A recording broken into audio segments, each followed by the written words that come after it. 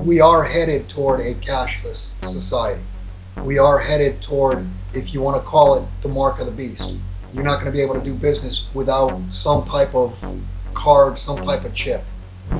Hey guys, thanks for joining us. It's my great privilege to have back on the line Bill Holter from JS Mineset. We are going to slow things down here just a bit as we document the collapse, and we're going to provide some very quantifiable articles and information for you before getting into this next week when the collapse may well begin again in earnest. Bill, thanks for joining us. Nice to be here, Sean. All right, great to have you, Bill. One of the things I wanted to ask you right out of the gate is you've told us in the past, keep an eye on the credit markets. The credit markets are key.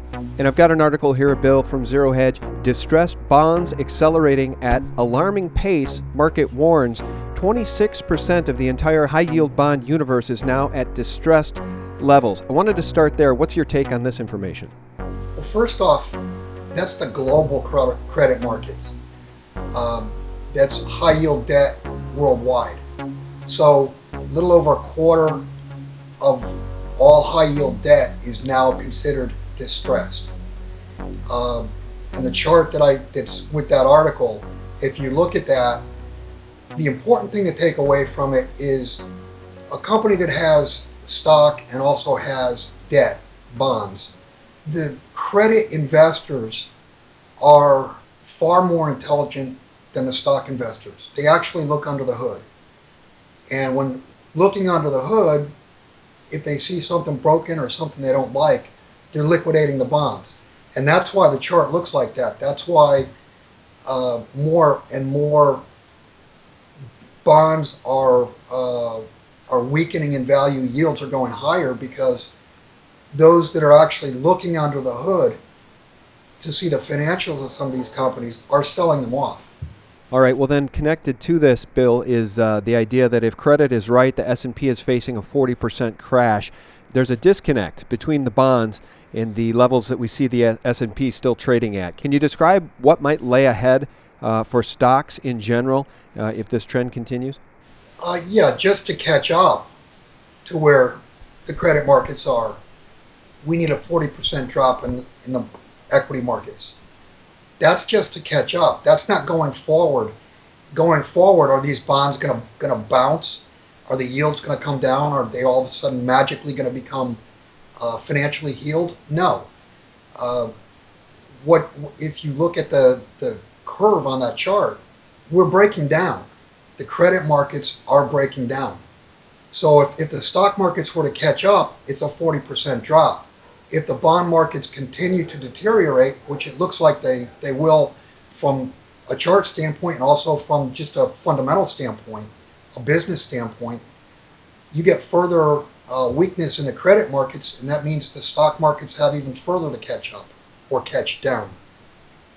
One of the things I wanted to ask you, Bill, here, of course, we wanted to just slow things down. We did an emergency update with Andy Hoffman, which we posted on Friday, so we've got a lot of in-the-moment information. Wanted just to take a minute to process this past week with you before we move on here. What is your take on what you saw unfolding globally just over this past week? And give us your comments on gold and silver, because they appear to have broken free since that January 28th silver fix, the LBMA silver fix, officially broke for the first time in recorded history. Well, I don't so much think that it was the silver fix that has created the jump in gold and silver. I think that's part of it. My opinion is the silver fix didn't necessarily break. I think it was. I think they set a price under $14 because somebody needed out of derivatives. There had to be a trade that was processed under $14. It allowed someone out. That's my opinion.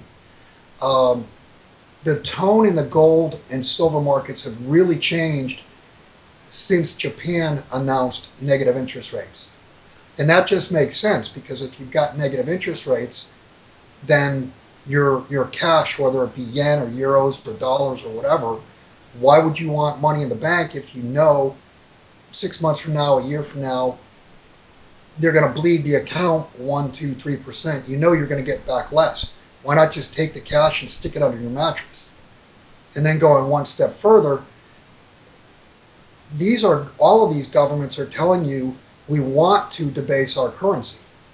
So if you know that they're striving to debase the currency, then why not own gold or silver? Because those can't be debased. So it's a process, it's a mental process where investors are saying, well, A, I don't want it to be in the bank because if I'm going to get negative rates, I'm losing money. And B, I don't want to take the cash and put it under my mattress because that same government has told me they want to debase the currency. So the road leads to real money, silver and gold. All right, now let's bridge over to derivatives in Deutsche Bank. Jim Willie has been warning people to keep an eye on Deutsche Bank as potentially the tinderbox for the meltdown in derivatives. And he's been saying that for months. And now we see it happening in earnest. And there's some panic happening at Deutsche Bank. Zero Hedge posted this piece, what needs to be done according to Deutsche Bank, in their own words. And I just want to read a couple of these to you and then get your opinion as we go. First, they say recognize the problem. It is not oil. It is not in the banks. It is a run on central bank liquidity, especially dollar-based, and there needs to be much more liquidity. Your thoughts on that? That kind of goes back to what we were just talking about debasing the currency. There needs to be more liquidity. How could there not be enough liquidity? There was an article this morning that came out after 637 rate cuts and 12.3 trillion of QE. How could there not be enough liquidity? That just doesn't make sense. But that's the fact. There is not enough liquidity. Liquidity is drying up. And the reason being the system's gotten so much more leveraged, so many more derivatives, there needs to be exponentially more liquidity. So an additional 12.3 trillion didn't do it. What do we need? 20 trillion, 50 trillion, 100 trillion? The point is liquidity is drying up, and it's like an engine where it doesn't have any oil. The credit markets are going to seize up. And I would add on Deutsche Bank, if you think back to major calamities, financial calamities, they're always, and I'll say always a third time because they're always denied at 3 times. You never have proof positive that something's a fact until you hear denial 3 times. And Deutsche Bank is in the process of denial. Yeah. It's like Judas betraying Jesus. Right, exactly. All right, well, let Well, me... think back to Bear Stearns. Think back to Lehman Brothers. Yeah. Exactly the same thing. Yeah, that's right. And I think that the article you were referring to here just a minute ago, this one also from Zero Hedge, 637 rate cuts and 12.3 trillion in global QE, and the world shocked to find quantitative failure. And here's Deutsche Bank saying, give us more, give us more. We're drug addicts, we need more cash. Right, and they're also, if you recall earlier in the week, Deutsche Bank also said that negative interest rates are killing us. So what does that, I mean, what does that tell you? The negative interest rates are crushing their spreads. It's the business model is what it is. The banking business model can't survive with negative interest rates. And that's the only tool that these central banks are saying that they have left is negative interest rates. That's it. That's right, and I want to turn my attention back to that Deutsche Bank article, what needs to be done in their words. Point number 6. On negative rates, they suggest cash should be charged interest. Put the microchip in large denomination notes. Tax cash withdrawals. Encourage spending, not saving. I mean, these guys are madmen. And the takeaway from Zero Hedge here is this is a threat. Don't do these things, and if Deutsche Bank and its 60 trillion in derivatives blows up, it will be on you. These guys are literally holding a gun to the head of these central bankers, saying, do this or the whole system blows up. That's true. They are holding a gun to the head of the system. I would also add a takeaway from this is we are headed toward a cashless society.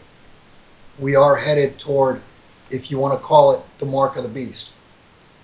You're not going to be able to do business without some type of card, some type of chip. And that also allows central banks to do negative interest rates because then you won't have the option of taking your cash out. Do you think they could get away with it, though? I mean, I think the world is waking up pretty quickly at this point, Bill, and I'm not sure if the world would stand for it. I mean, these banks are obviously out of control. They literally want to steal people's savings accounts through negative interest rates. They're blatantly saying, they're overtly saying it. And I just can't believe that the world would stand for it, to allow the Rockefeller, Rothschild, criminal banking global cartel to ban cash. I know they're trying to, though. You're right. That's the direction in which they're moving. I'm not sure the world would stand for it. I'm also not sure that there's enough time left for them to try to implement that. Right. You very well may have the entire system implode, collapse, freeze up, whatever you want to call it, prior to the banks being able to try to implement that, or try to pull the wool over the people's eyes. Yeah. I tend to agree with you. I think that it was a slightly longer term plan initially. Of course, we remember the cover of that 1988 Economist magazine with the phoenix rising from the flames saying, get ready for a global currency in 2018. That's less than 24 months away, but I do think this banning cash idea was a longer term plan that required a more strategic implementation to get people to buy into it. Because right now, people are very suspicious of it. They want to ban cash because they're desperate. Right, and they're running out of time very rapidly. Yeah. That is the problem I see with them actually implementing that. Now, maybe on the way out, after a bank holiday, after a financial holiday, maybe that's something that they do. I'm not sure what reasoning they use. I mean, they can't blame the collapse on the fact that there was actually currency. But who knows? We'll see what they come up with. I'm sure they'll come up with something. All right, well, let's turn our attention back to the markets. Monday, the markets are closed, at least in the United States. Let's talk about the breadth breakdown. Now, you sent me an article here. Breadth breakdown bodes badly for budding bulls. There's a lot of alliteration in that one.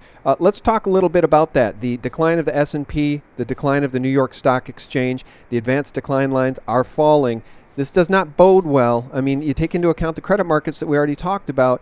Nothing looks good for stocks here in the short term or even the long term, as far as I can tell. What's your take on this breadth breakdown? Well, the breadth, you're looking at the summation of all stocks, whether they're up, down, and internally, the breadth has been very, very poor. You can see a couple divergences, and particularly right now, there's a huge divergence. Internally, this market is not healthy, and it's clear. You can see it just looking at that chart. Internally, the market is a mess. There's fewer and fewer stocks holding the market up, and it's what happens always. Whenever go back to 1987, go back to 2000, go back to 2007, 2008. Breadth always breaks down prior to the averages breaking down. And it's the same thing with the real estate market. Not so much from a breadth standpoint, but from a volume standpoint. Volume always shrinks up before you get a decline in prices. And that's what you're seeing. You're seeing the volume in global real estate markets drying up. Now, as we're seeing the decline in the markets, really globally at this point, Bill, we're seeing a tremendous rise in the price of physical silver and physical gold. Of course, I say physical because I think it's so important. We need to break the back of the paper markets. But we see a rise in price of silver and gold. And meanwhile, I want to share this humorous piece. Canada sells nearly half of its gold reserves in just the past few weeks. Now, Bill, you have to find humor in that as fiat currencies burn to the ground, Canada, in all its wisdom, sees fit to sell its gold. Meanwhile, we don't even know how much gold is in Fort Knox. It's pretty funny to me, Bill, to watch Western nation states turning their backs on gold when China, when Russia, when other nations, India, are getting as much gold as they can get their hands on. What'd you make of that piece of news? I think that it's humorous that that's even news, because basically Canada had sold all of their gold. I'm thinking it was 1999, back when Britain did it. If you look at the story, I think they sold 1.7 tons. Yeah, you're right. That's a really great insight. They only had 3 tons left. Right. Yeah, So and it's only now they're 7 down to tons. 1.7 tons. It's not even 100 million Canadian dollars. I Yeah, mean, what is 100 million dollars? 100 million is it's nothing. yeah, that's a great point. So They turned their backs on sound money a long, long time ago. And one of the things we should talk about, Bill, before we lose you, is the health of the banks in general and people's deposits in those banks. We know that the best case scenario is that the banks are going to target people's savings through negative interest rates. The worst case scenario is that we begin to see a run on the banks and a total banking collapse. And for those listening who think, hey, no problem, I have FDIC insurance, I just want to read this piece from Doug Casey at International Man. The name of the article is Unsound Banking, Why Most of the World's Banks Are Headed for Collapse. Bill, I know you know this. We've talked about it in the past, but for the audience, I want to read this and then I want to get your response. And it's this. FDIC insurance covers about 9.3 trillion of deposits, but the institution itself, the FDIC, has only 25 billion in assets. That's less than 1 cent on the dollar. And he says, I'll be surprised if the FDIC doesn't go bust and needs to be recapitalized by the government. That money, many billions, will likely be created out of thin air by selling treasury debt to the Fed. The point is that the FDIC doesn't even have a fraction of the money on hand to actually insure all of the deposits. But people out there think their money's safe because they see that little FDIC insured plaque at the bank when they go and they deposit their money into their savings account, Bill. it's just one bank. I mean, they would have to spend 25 billion or more on just one big bank. Mm. I mean, pick a name. Uh, Wells Fargo. Wells Fargo, any of them, Citi, uh, Goldman Sachs, J.P. Morgan, any of the big banks, if any single one of them goes, FDIC does not have enough to cover just one bank. Yeah, the 25 billion would be eaten up by just one banking collapse. Right. Of course, as So, you know, and as we've talked about, though, with the derivatives and everything, one banking collapse could lead to a domino effect where all of the big banks go down. well, it will lead to, not could, it will lead to a domino collapse because you have all of these banks trading with each other. And it's just like a chain. If one link breaks, what good is the chain? And I think what the 25 billion is not even a quarter of a penny, if I'm not mistaken. I'd have to look at the math, but I think it's less than a quarter of a penny is what they have to insure your dollar. Yeah, less than 1 cent on the dollar, according to Doug Casey here. Yeah, one other thing I think we should talk about is China's been closed this whole week. And you've seen some very, very bad action out of Japan. Japan, if I'm not mistaken, their market was down somewhere in the neighborhood of 8 or 10% for the week. I know at one point last night they were down 900 points. They closed down 750, which is about a 5% drop or thereabouts. China has been closed this entire week. They've been closed since a week ago, Friday. They will reopen Monday. They're going to reopen to new prices, if you want to call it that. They're going to reopen to higher gold and silver prices. They're going to open to lower equity prices, tighter credit markets. How are they going to react? I mean, that's the question: is how are they going to react? Do they pile on? It's hard to say. Do they pile into gold and silver? All you need is the population there to all of a sudden get spooked and say, "Hey, the markets were closed for a week, and now we have to pay 5 or 6% more for metal. I'm buying it now." And you're talking about a billion people. It's not going to take very much because the supply, the annual supply deficit that's being made up by Western vaults, that could get chewed up in a heartbeat. And I mean, you look at what is available on COMEX, that'll get chewed up in 10 minutes. Yeah, and as Kyle Bass has been warning, China could be the neutron bomb. that brings this whole global system down. And Yeah, actually, China is from a financial standpoint, uh, in many ways more levered than the U.S. is. mhm. But they do have gold, and I believe that's the trump card, is that they they can, and I believe they will at some point in time make an announcement. We will bid X amount of yuan for any and all gold, and that number is going to be a super high number, and that'll revalue what they already own. One other thing we need to mention, because and we've not talked about it, is what's going on in Syria right now.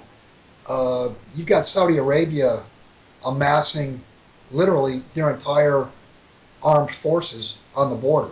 If they actually do go ahead with that, and Russia's come right out and said, you've started World War III.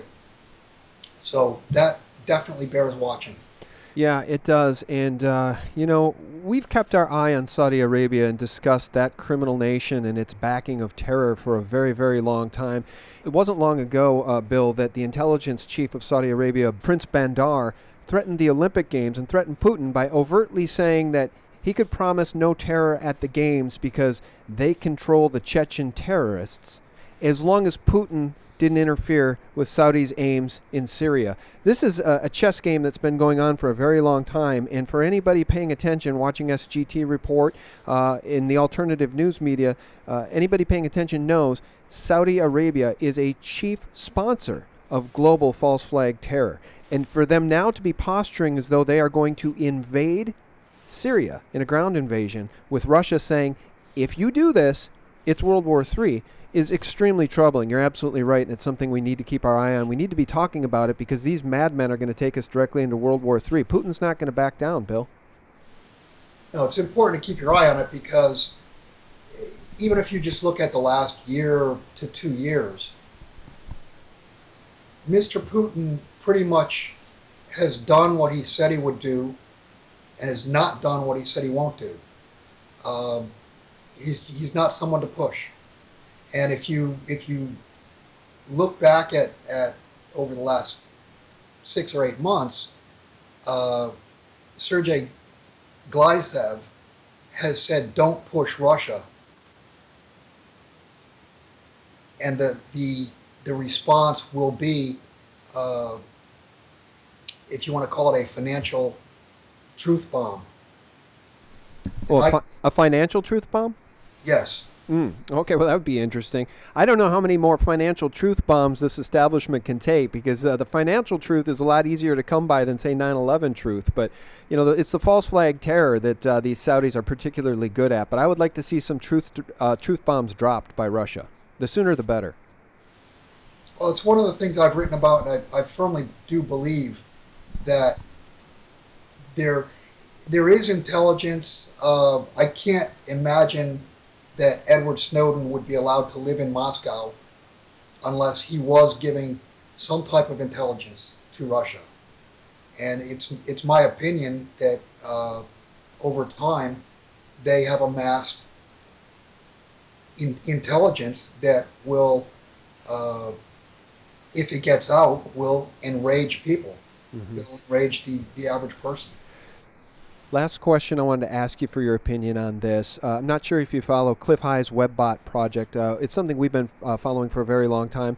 The WebBots project has had probably as much success in predicting the future as it has had failures, but the successes it has had have been very noteworthy. Cliff is reading the tea leaves on the language being interpreted out there in the internet with his WebBots, and he is saying that he sees in the very near future a calamity for the West and a mad panic to own gold and silver. He says the speed at which the foundations of our economic underpinnings will collapse will leave people speechless, and people will panic. People will be panicking to own gold and silver. That doesn't sound very different than things you've been saying, Bill. Well, I was gonna say I don't need a web bot to come to that conclusion. I think the average person, if they would just and use dig for the truth and use common sense, you're going to come to that very same conclusion. So, I don't know. I have no idea what this web bot is, But my own brain has come to that conclusion. Yeah, it does seem like common sense as the fiat currencies burn to the ground and the criminal international banks beg the powers that be to just continue to print money. That's the only playbook they have left. Andy Hoffman said to us on Friday in that emergency update, hyperinflation is the only tool they have left, Bill. Well, that's the only way you can pay the debt off. The only way that the debt can be paid off is through hyperinflating all currencies.